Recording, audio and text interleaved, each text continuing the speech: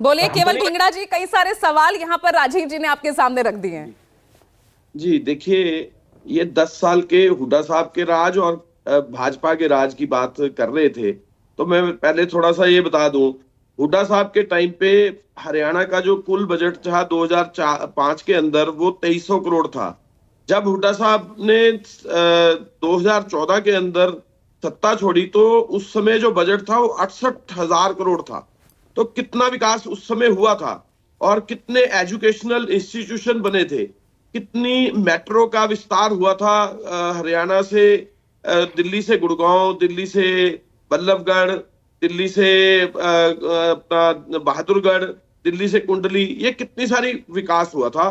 बिजली के प्लांट लगे थे, जो 4 प्लांट लगाए गए थे, एक न्यूक्लियर प्लांट लगाया गया था, 10,000 मेगावाट तक के प्लांट लगे थे और लगातार चौमुखी हरियाणा में विकास हुआ था। और कोई किसान का प्रदर्शन हरियाणा के अंदर नहीं हुआ पूरे 10 साल में, कोई कर्मचारियों का प्रदर्शन नहीं हुआ और किसी भी तरह की कोई भी हाँ छोटे मोटी बात होती है, लेकिन उनको बात को सभी को बैठ के सुलझाया गया और कोई किसी तरह का बड़ा प्रदर्शन और किसी तरह की कोई इस तरह की बात नहीं रही।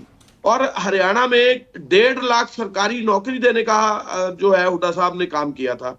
लेकिन अभी जो 10 साल खट्टर साहब के गए, उसके अंदर देखिए किसान सड़कों पर है, कर्मचारी सड़कों पर है, बिजनेसमैन की हालात खराब है। आप देखिए कितने किसान पिट रहे हैं, उनके ऊपर लाठियां भाजी जा रही हैं, उनके ऊपर अश्रु गैस के गोले छोड़े जा रहे हैं और वो आज भी सड़कों पर बैठे हैं। वो एमएसपी की गारंटी की भी कानून का मांग कर रहे हैं, लेकिन ये नहीं देना चाह रहे। 2014 में स्वामीनाथन की रिपोर्ट की बात करी थी मोदी जी ने अपने से, लेकिन उन्होंने कहा फिर 2019 में देंगे, 19 में कह दिया 22 में देंगे और आज तक जो है फिर 3 काले कानून बना दिए थे। उसके तहत हरियाणा के दिल्ली के बॉर्डरों पर किसान बैठा रहा और लगातार 750 किसान शहीद हो गया, लेकिन इन्होंने किसी के ऊपर महरम नहीं लगाया। और हरियाणा के अंदर जिस तरीके से आप देखें, एक पंचकुला का एक बॉर्डर है चंडीगढ़ आने की तरफ, उसके ऊपर जो धरती है वो लाल है लाठियों से। जिस तरह से कौन कौन लोग पिटे, मैं आपको थोड़ा तफ्तीश वाई बताना चाहता हूँ। किसान पिटे, कर्मचारी सारे वर्ग पिटे, सरपंच पिट गए, आंगनवाड़ी पिट गए, जेबीटी टीचर पिट गए। कोई ऐसा वर्ग छोड़ा ही नहीं जिसको, बॉस डॉक्टरी पढ़ने वाले बच्चों को भी पीटा गया।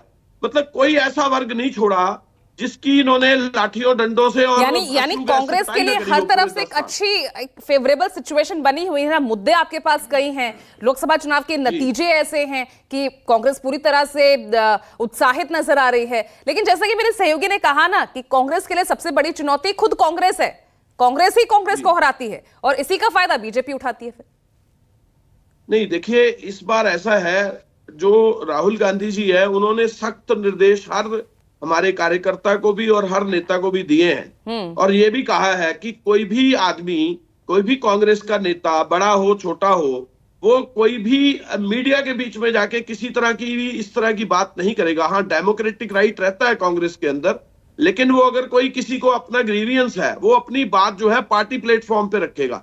कोई भी बंदा दूसरे बाहर आके कोई भी किसी तरह की बात नहीं रखेगा और वो सख्ती से पालन भी हुआ और उसका पालन अब भी हो रहा है और आगे भी होगा। और कहां हो रहा है केवल जी, कहां हो रहा है? हुड्डा वर्सेस शैलजा, रणदीप सुरजेवाला, इनका तनाव, इनकी तकरार किसी छिपी नहीं है।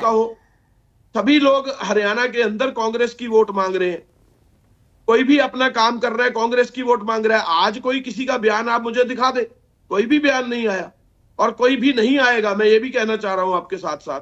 क्योंकि जिस समय किरण चौधरी जी गई थी उस समय तक बयान आ रहे थे, बिल्कुल ठीक है, आपकी बात मानता हूं, लेकिन उसके बाद राहुल गांधी जी ने स्पष्ट शब्दों में कहा, चाहे आप हमारे एनालिसिस्ट बैठे हैं उनसे भी आप पूछ सकते हैं और आप अपने तौर पे भी चेक कर सकते हैं। राहुल गांधी जी ने ये सीधे शब्दों में कहा कि अगर किसी नेता को अपना ग्रीवियंस पार्टी प्लेटफॉर्म पे रखे, अगर बाहर रखना चाहता है तो बेशक पार्टी छोड़ करके जाए। तो ये लेकिन ढींगड़ा साहब, बीएसपी आईएनएलडी इनका गठबंधन होना, जेजेपी एएसपी का गठबंधन होना, खुद आम आदमी पार्टी अकेले 90 सीटों पर उतर रही है, किससे इसका नुकसान पहुंचेगा? देखिए, जेजेपी और जो दूसरी पार्टी का एएसपी का गठबंधन हुआ है, जेजेपी का अगर आप 2024 का आकलन करें तो 0.78% वोट पड़ा था इनको, जो कि एक तरह से 2,08,00,000 वोटर में आप 0.78% नोटा से भी कम वोट पड़ रही थी इनको।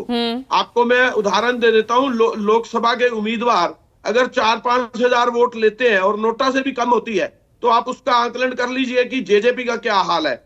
और एएसपी जो है वो हरियाणा के अंदर पार्टी अभी आई नहीं, उनका कोई कार्यकर्ता नहीं, उनका कोई नाम लेवा नहीं, लेकिन चलो फिर भी पार्टी होती है। अगर वो यूपी से आके हरियाणा के अंदर अपना दाव आजमाना चाहते हैं आ जाए, लेकिन नजर तो उसे 21% दलितों पर है ना, जिसके लिए पूरा आपने नैरेटिव गढ़ा है, जिसके सहारे आपने लोकसभा चुनाव में अच्छा प्रदर्शन किया है, वही 21% दलित, उसी पर सबकी नजर है। तो नुकसान तो फिर आपको पहुंचेगा बीजेपी से ज्यादा। देखिए 90 में से 17 सीटें हमारे दलित भाइयों की हैं, लेकिन वो हमारे साथ है। और मैं आपको इसका रिजल्ट का आकलन भी दे देता हूं। हमारी जो 2019 के अंदर जो कांग्रेस को वोट पड़ी थी विधानसभा के इलेक्शन में, वो 28% थी, और आज जो वोट इस पर लोकसभा में पड़ी है वो 48% है। 20% का इजाफा हमारे लोकसभा के अंदर हुआ है, और ये और बढ़कर और बढ़ेगा, क्योंकि हमने विधानसभा का आकलन कर रहे हैं लोग। ये विधानसभा का चुनाव जो होता है वो हमारे 10 साल और बीजेपी के 10 साल, इसको कंपैरिजन रख के होगा। और बाकी पार्टियों का वजूद खत्म हो चुका है हरियाणा के अंदर। हमारे से पहले चौटाला साहब और बीजेपी की सरकार थी। तो विवेक चौधरी वजूद खत्म हो चुका है। 10 में से 7 विधायक तो आपकी पार्टी छोड़ चुके हैं, अध्यक्ष समेत। They are zero. जवाब ले लेती हूँ विवेक जी।